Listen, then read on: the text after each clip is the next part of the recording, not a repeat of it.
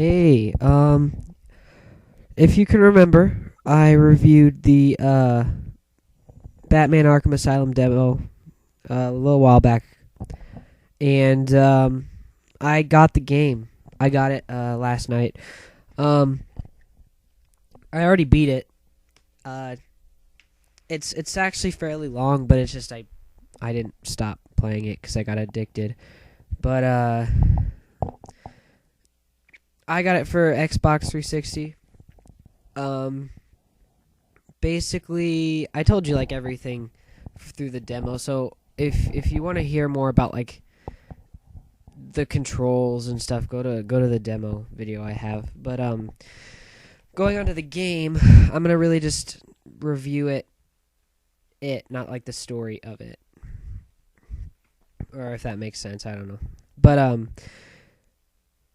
so what I thought of this game was it is probably the best superhero game I've ever played. It was a lot of fun. I really enjoyed the gadgets. Every gadget you used, for some reason, when it was fun to use. They actually made the gadgets really fun to use, which I really liked.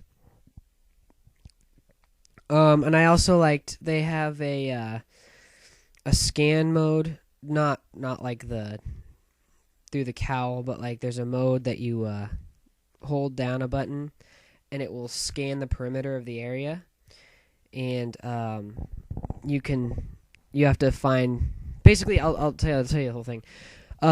You get Riddler hacks into your radio, and he goes through and gives you all of these challenges you have to do.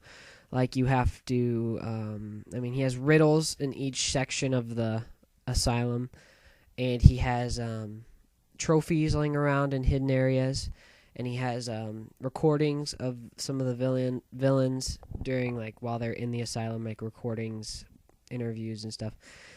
And then there's also these weird markings. I don't remember what they're called, but you find them around the asylum, and if you scan them, they give you this guy talking to you about like the history of Arkham. I haven't listened to him yet. I've just found him.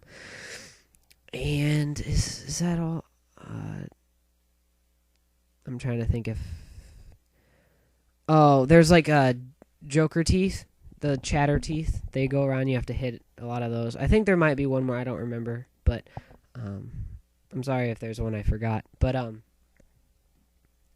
yeah, and it's really kind of cool just because it kind of gives you a little break from the story if you want. And you never see Riddler, you just hear his voice, and like you get his bio, so you get to see what he looks like, but you don't really fight him or anything.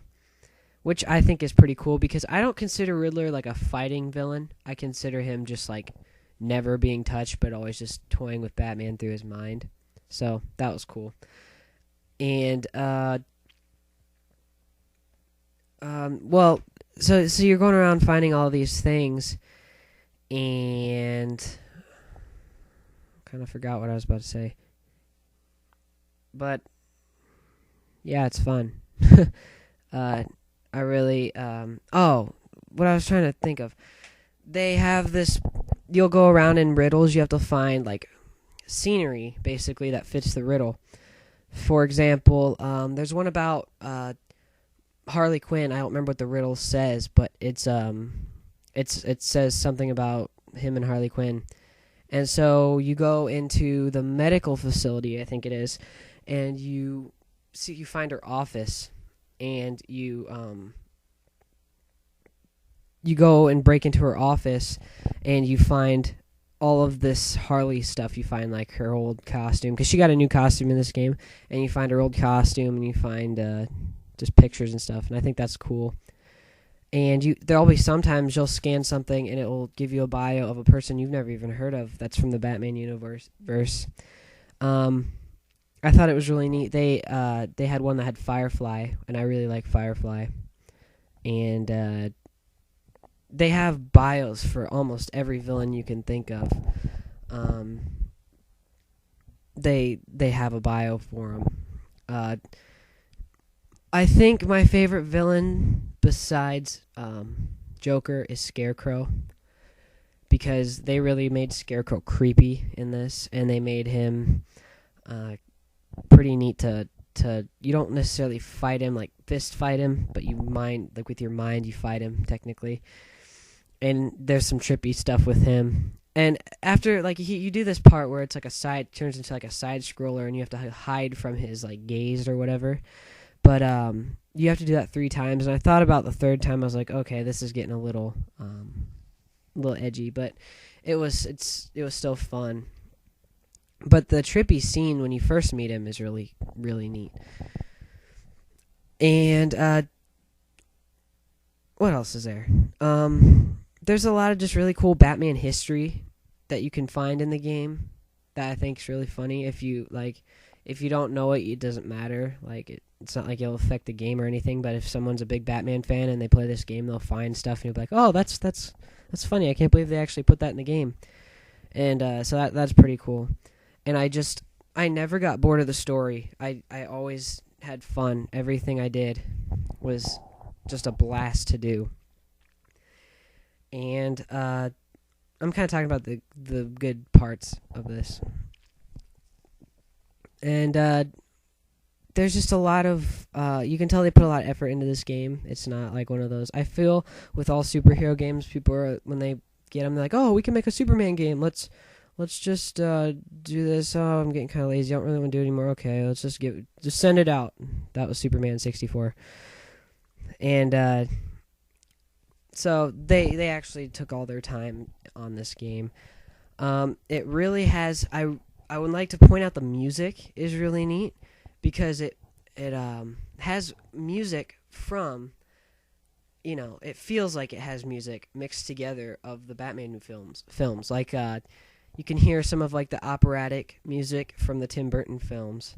Yet you can hear like the dun dun dun dun stuff like that from that was really bad impression, but you can hear that kind of stuff from The Dark Knight and Batman Begins. And then you can hear from Batman Forever the da da da da da da da da. I actually felt I heard that one time when I was playing. I don't know if it might have been in my head, but there's little music cues that kind of start off, and I think that's really cool, and I really enjoy the music for it. And then the music pops up at good times.